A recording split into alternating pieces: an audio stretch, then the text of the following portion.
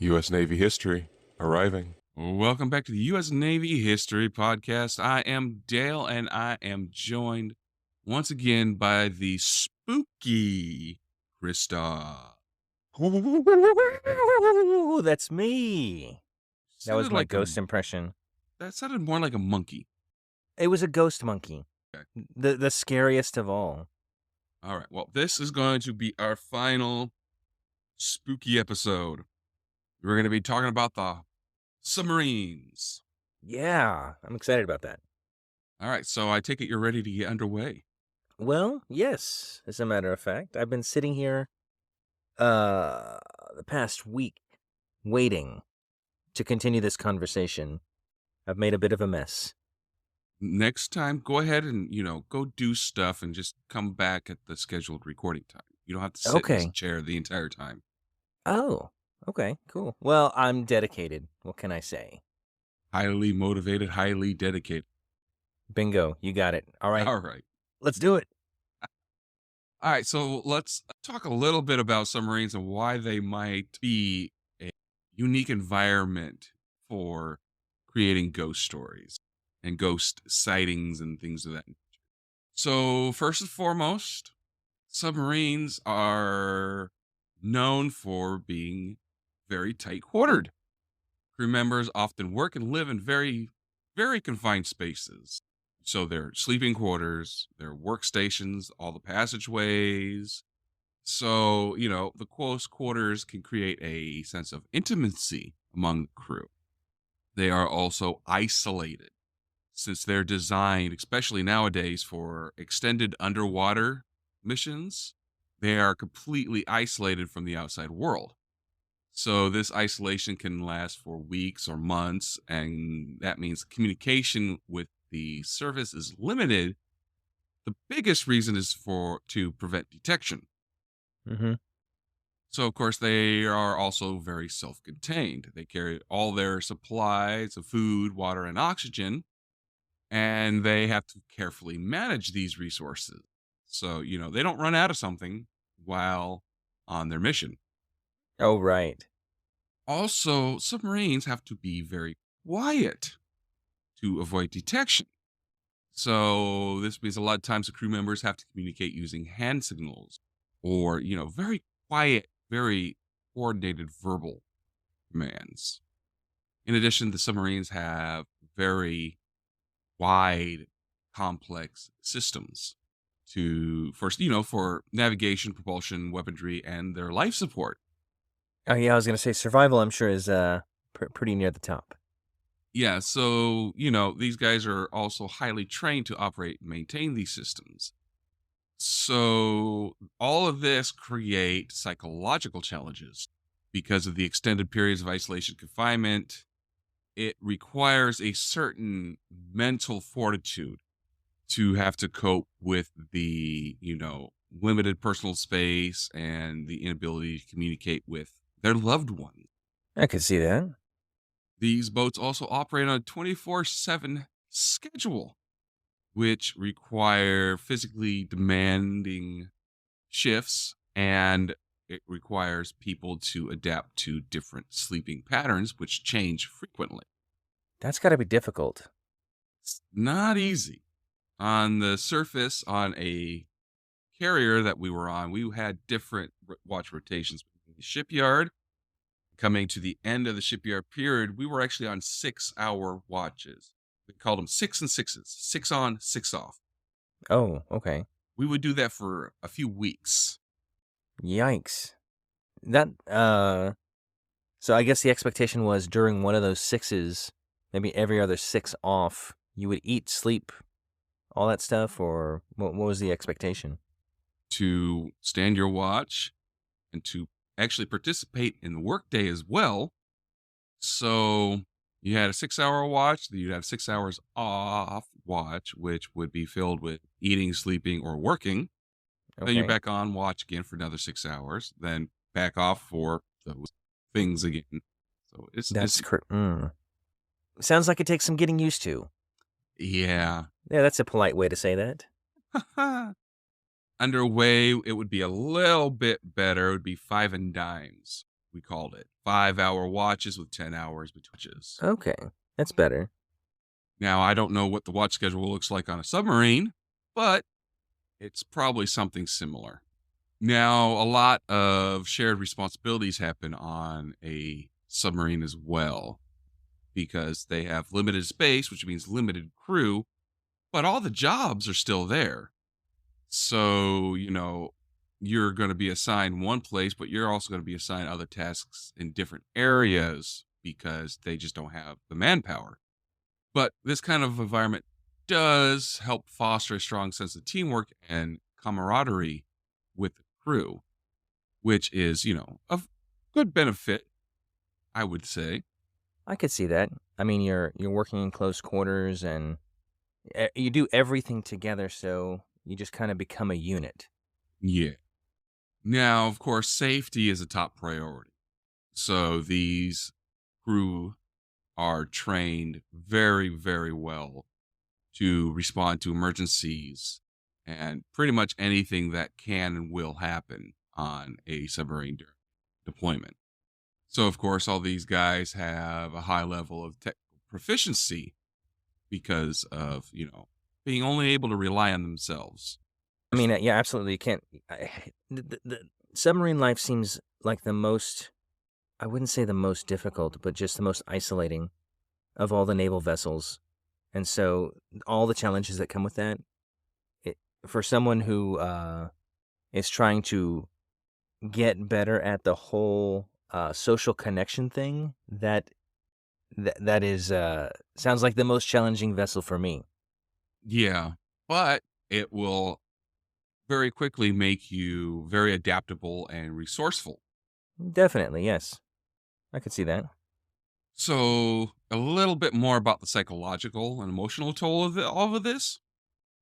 The extended periods of isolation and tight confines of the boat can create a sense of confinement and claustrophobia, which adds heightened stress and anxiety because you can't go anywhere.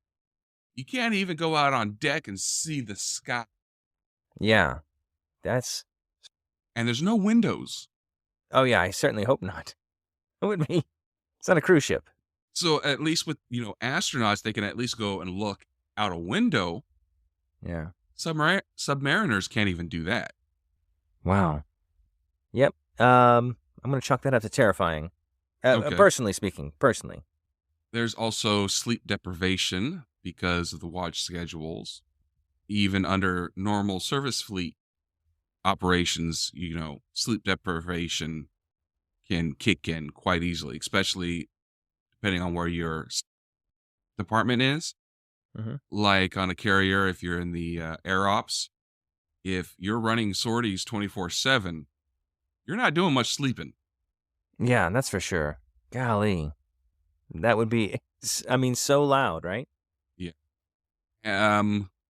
There's also, because of the type of missions that submariners partake in, they have a constant need for vigilance, which adds stress because they have to be alert and responsive to any potential threats because they're always being hunted.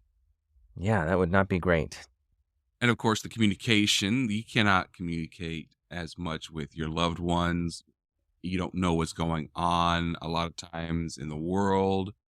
So this lack of communication can contribute to feelings of isolation and homesickness. Mm-hmm.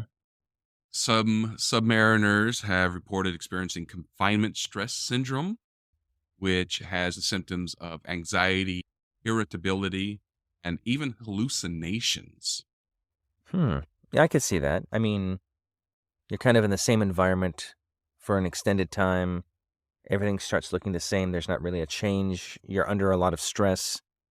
Yeah, and sleep may or may not be consistent. I could definitely see that. So submariners, they develop different coping mechanisms. And, because of the nature of their missions, a lot of times these are things like storytelling. And when you start doing storytelling, you start creating myths and legends about the environment you're in. I see where you're going with this. Do you now? Well, we are talking about ghosts. Right. Submariners also sometimes experience sleep paralysis and vivid hallucinations. What is sleep paralysis? Well, all right. I'm not a doctor. Okay. So, I think we can all agree on that. okay. So, a basic explanation for the layperson is it is a feeling of being awake but not being able to move or speak. Oh. This normally happens when waking up or falling asleep. So it can be quite terrifying. Yeah, definitely. I had something similar happen to me once. Very short-lived, though. I heard a noise. I was dead asleep. Heard a noise in the living room. Jumped out as quickly as I could to run at it, but failed to realize my legs were not working. Oh. And then I fell flat on my face. But then moments later, my legs started working again. But I think my body was like, dude, we were sleeping. What are you doing? It only happened the one time. So fear not, listeners. I don't know if that would be sleep paralysis. That would be more, oops, I shouldn't have done that so fast. Yeah, that's the story of my life, man. Yeah. So now that you know about the different challenges that submariners face, let's talk about some specific submarines. Okay. So we're going to start with the USS Thrasher, SSN 593. She was part of the U.S. Navy submarine fleet designed for deep sea missions and classified as a fast attack submarine. She was commissioned in 1961 and considered one of the most advanced submarines of its time. She had cutting-edge technology and nuclear propulsion systems. Whoa. On April 10th, 1963, she set sail from Portsmouth Naval Shipyard in Kittery, Maine, for a routine deep diving test mission in the North Atlantic Ocean. She was accompanied by the USS Skylark ASR-20, which is or was a submarine rescue vessel. Now, unfortunately, once she started her dive, she never resurfaced. Oh. On the morning of April 10th, all contact with the submarine was lost. A massive search and rescue operation was immediately launched. They had a rescue vessel right there, but unfortunately, the numerous ships and aircraft that were participating in the search was futile. That's awful. She went down with her entire crew complement of 129. Ooh. So, of course, an investigation is launched, and they eventually determined that a pipe failed and caused seawater to leak into the engine.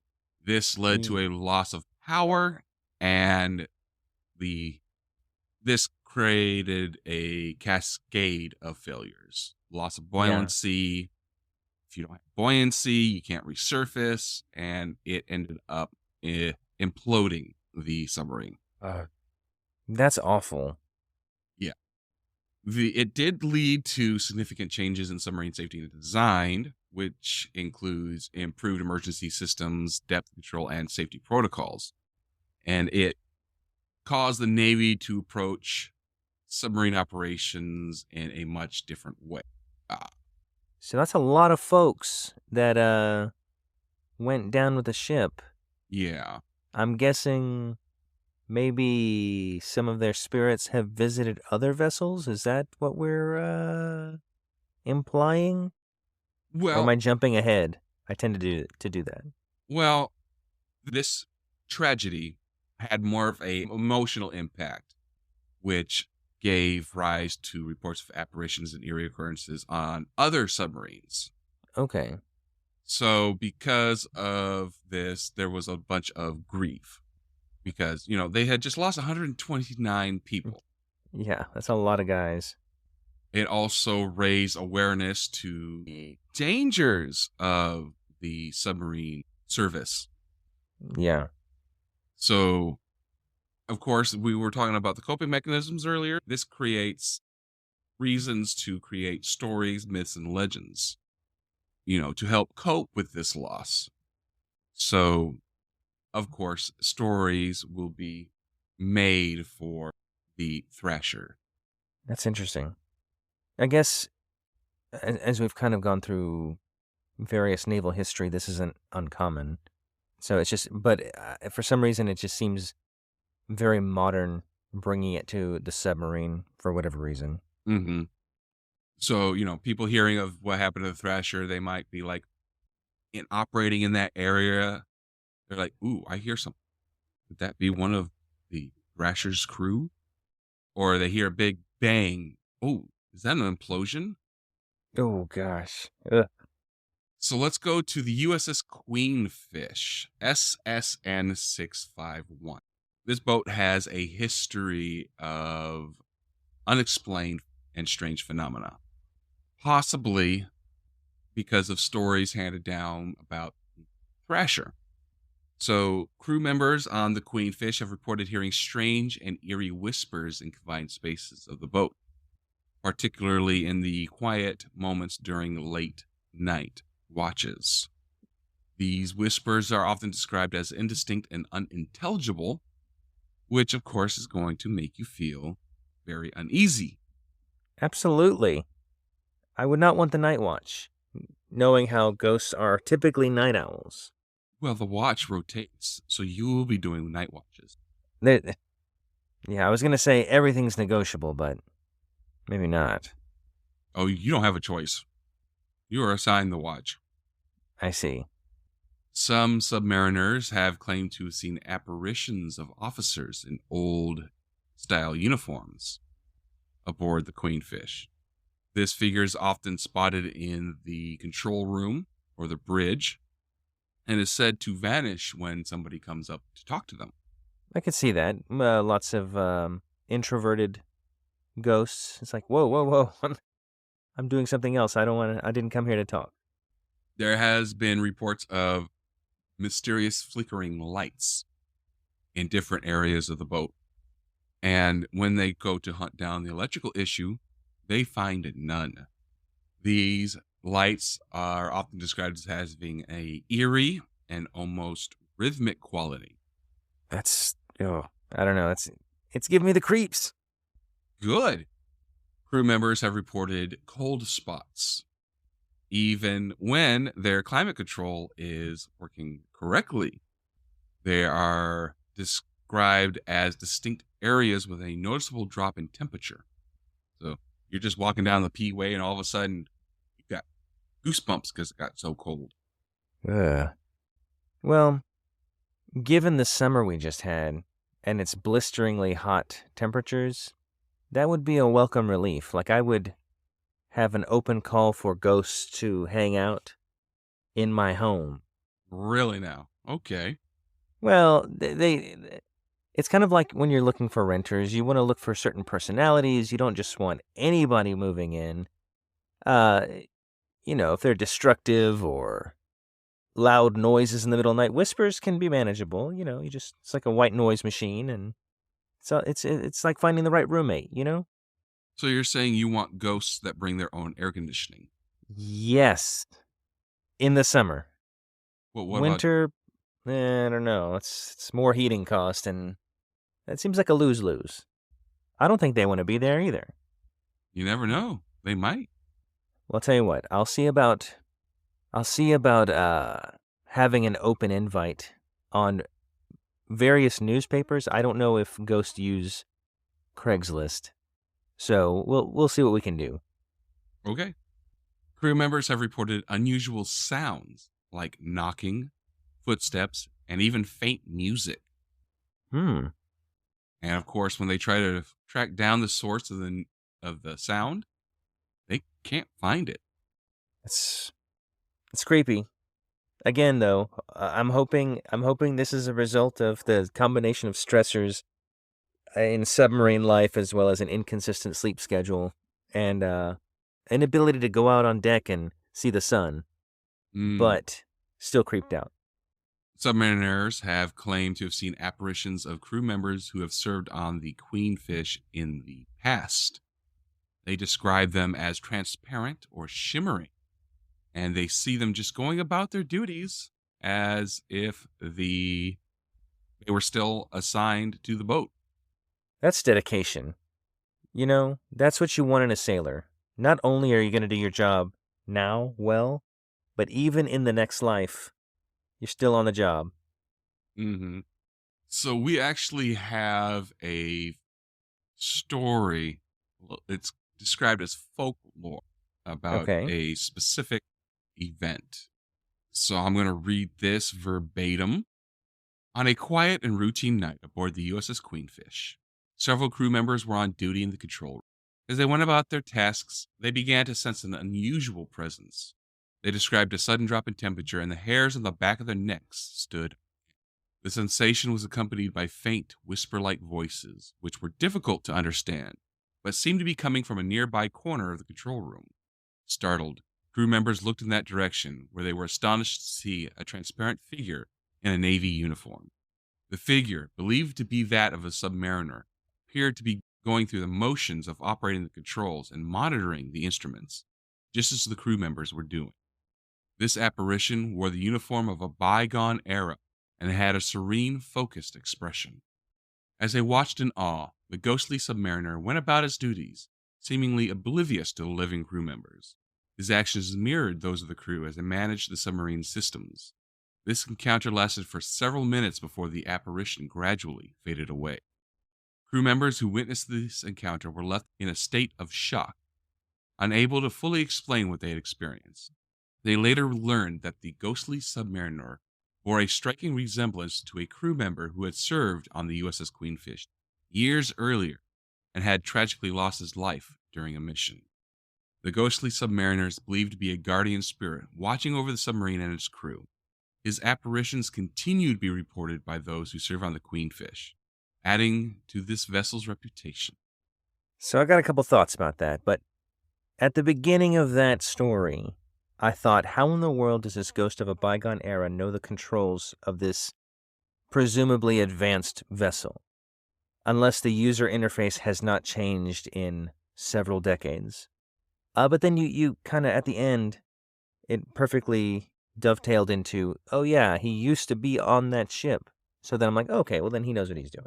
But I was suspect and then relieved. But then right after relief came the anxiety of, there's a ghost. Gotcha. Nice. Okay. I'm not alone. There's somebody out there listening going, what? Oh, in that order. So let's talk about the USS Scorpion, SSN 589. She was a skipjack fast attack submarine and commissioned in 1960. She was known for her advanced technology, high speed, and stealth capabilities. She was regularly used during the Cold War on intelligence gathering missions. On May 21st, 1968, she departed from Rota, Spain, en route to her home port in Norfolk, Virginia. All right. She was captained by Captain Francis Slattery and had a crew of 99 officers and men. Now, unfortunately, she never arrived to Norfolk. When the contact was lost with the submarine, a massive search operation is launched to locate her, which involved ships, aircraft, and other submarines. It took nearly a month to find her wreckage on the ocean floor. She was found approximately 400 miles southwest of the Azores at a depth of over 9,000 feet. That is an amazing search operation, because a month is a long time to search. And then the depths that you're talking about, also just like open water as far as the eye can see, and you happen to find the wreckage of the submarine. That's amazing. Finding wreckage is not easy, even in today's day. Right, yeah, just there's so many places it could be. Plus, you also have currents and weather just moving Right, wreckages around while a boat or plane is sinking. current can move the wreckage thousands or hundreds of miles before, or even thousands of miles before she finally settles on the bottom. Yeah, that's well, that just all the more kudos to those that did find this wreckage. That's just seemingly an insurmountable task that they've accomplished. Yeah. Anyway, continue. They don't know what brought her down, but they do have a couple theories.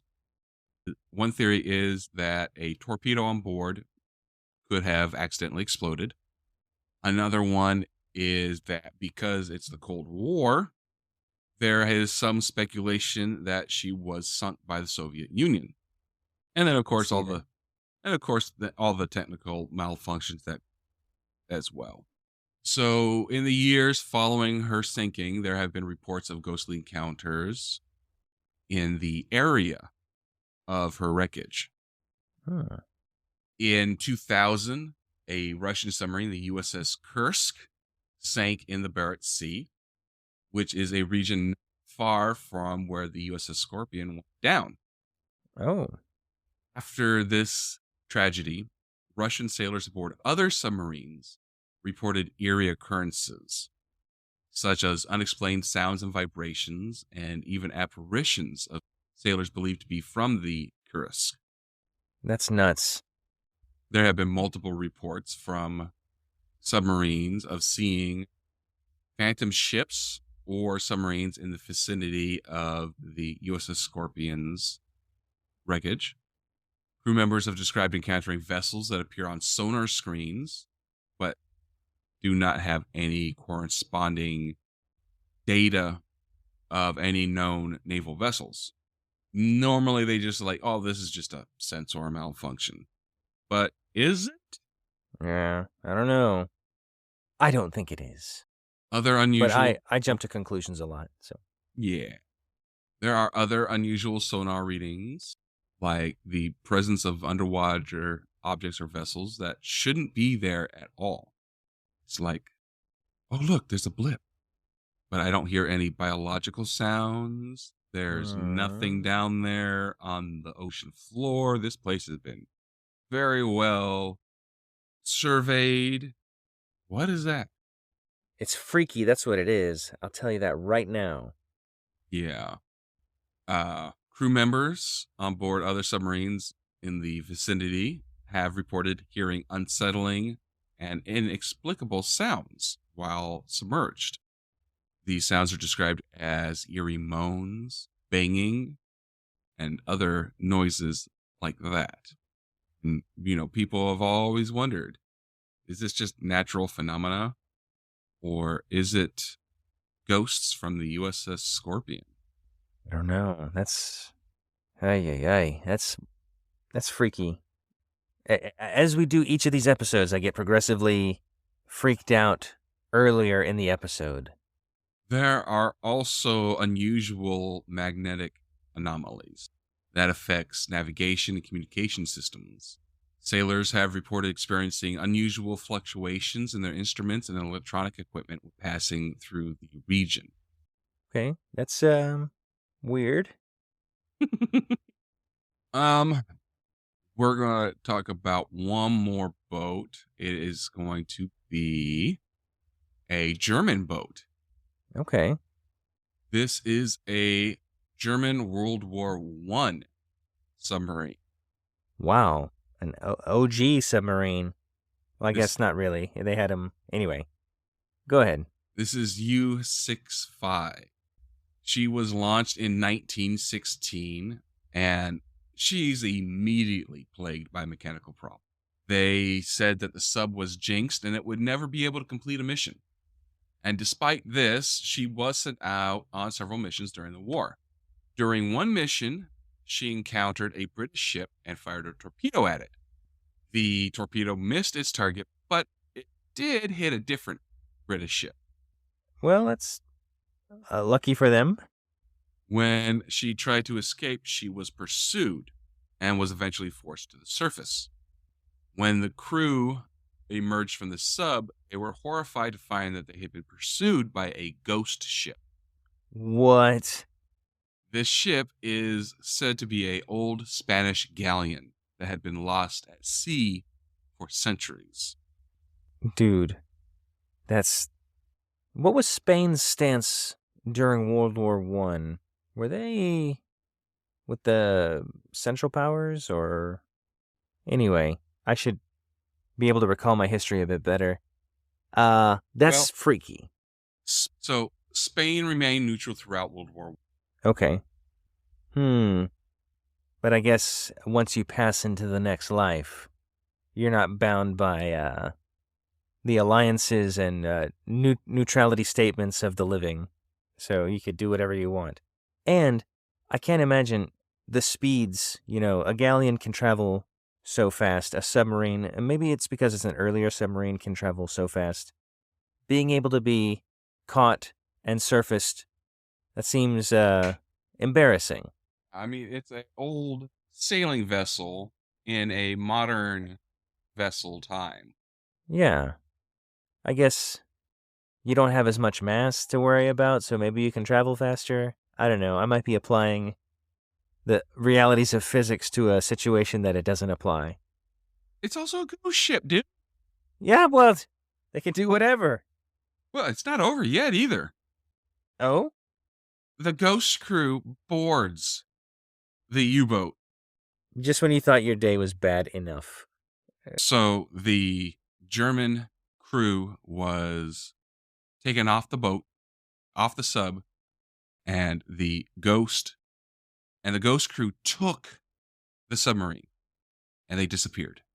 Submarine, ghost crew, everything. That's... Okay. That's crazy. You gotta wonder if... It's like, hey, what do we tell German High Command about what happened? I mean, what happened was out there. Do we say what happened, or will we be committed? Yeah. The boat was plagued with difficulties in the first place. I mean, a couple other things that happened to her before she was lost. I mean, they had an exorcism on the boat, for crying out loud. Actually held an exorcism. Like after this or during? Before. Yeah, that's not something you would do on a ship. I mean, I'm not as familiar with what is good luck and what is bad luck on a ship, but I'm assuming doing an exorcism probably doesn't give you good juju. Well, they did the exorcism because during construction, the workers were killed when they were struck by a heavy girder that fell off of a crane. During the testing, 3 crewmen became stranded in the engine room when the door got stuck or locked. They don't know which. And all 3 of them died of asphyxiation. And when crew members went down there to rescue them, they opened the door without any problems. That's okay. I can see what events led to. You know what the ship needs? An exorcism. Well, I mean, also during maneuvering with other U-boats, a auxiliary officer was swept overboard near the boat's propellers. Even though the ocean was reported to be calm, even glassy, which means no movement whatsoever. The captain ordered the submarine to stop, and the submarine sank. It dropped to the bottom because of a crack in the forward ballast tank. She stayed there for 12 hours. Whoa. And then I assume they were rescued, or? It resurfaced by itself just before the crew died of asphyxiation. Just before, so they... Oh my gosh. The entire crew also one time got sick from food poisoning. Okay. At least they think it's food poisoning. 2 of them died from this. The entire crew was in the hospital. This is very... I mean, we've heard some strange stories over the past several episodes. This is perhaps at the very top. So, yeah, exorcism. Mm-hmm. Yeah, this needs to be a movie. The travails of U-boat crew, what was it, 56, 64, 65. 65. Yeah. SMU-65. World War I German submarine. Or unless British intrigue and espionage is just at another level and just like, hey, this is what we're going to do to the Germans. And they just totally mess with them. I wouldn't put them past that.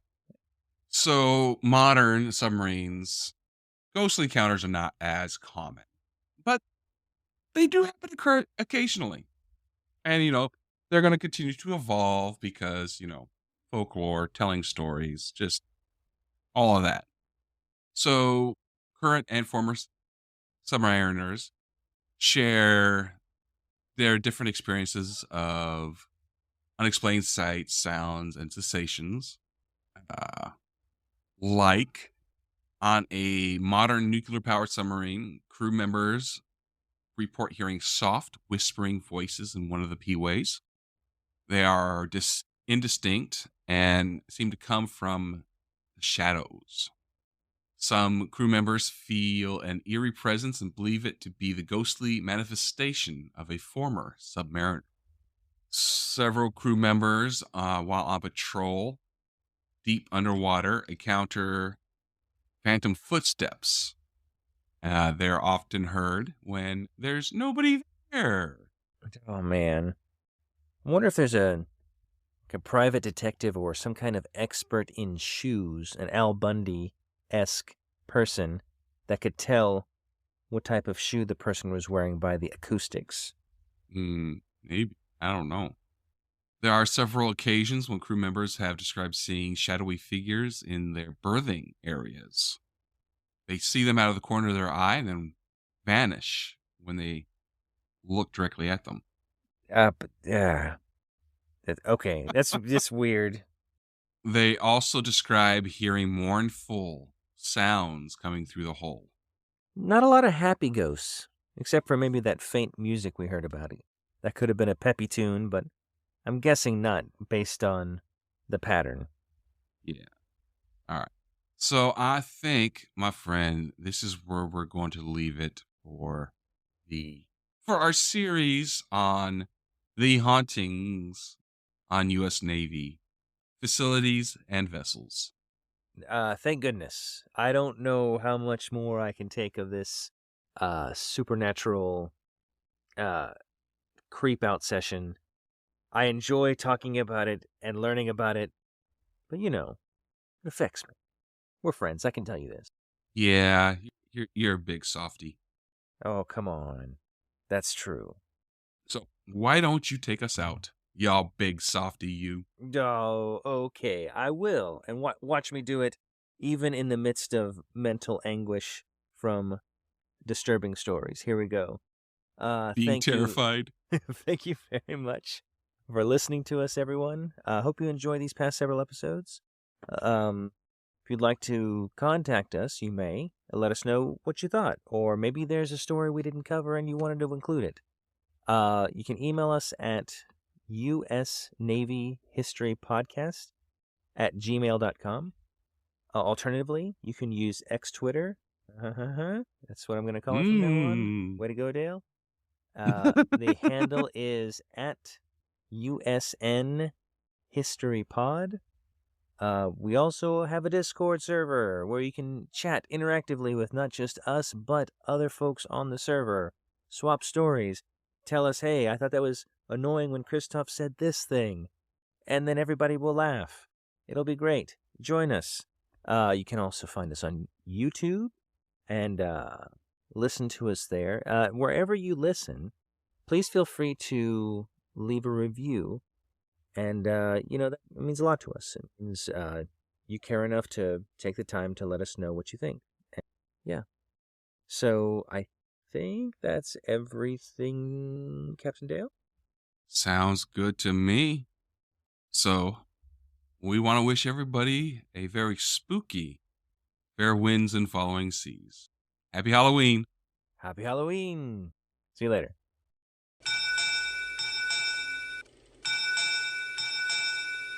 U.S. Naval History Podcast. Departing.